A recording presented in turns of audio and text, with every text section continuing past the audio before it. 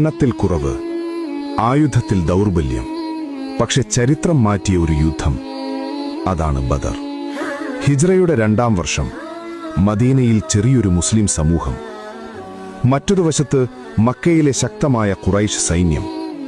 313 വിശ്വാസികൾ, 1000 സൈനികർക്ക് മുന്നിൽ.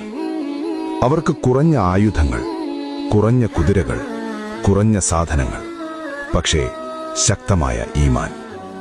നബി സ്വല്ലല്ലാഹു അലൈഹി വസല്ലം കൈയുയർത്തി ദുആ ചെയ്തു, യാ അല്ലാഹ്, ഈ സംഘം നശിച്ചാൽ ഭൂമിയിൽ നിന്നെ ആരാധിക്കുന്നവർ ഇല്ലാതാകും.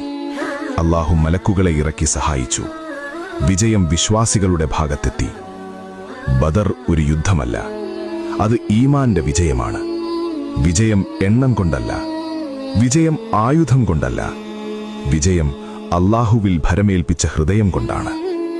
നമ്മുടെ ജീവിതത്തിലും ബദർ വരും, പ്രശ്നങ്ങളും പരീക്ഷണങ്ങളും.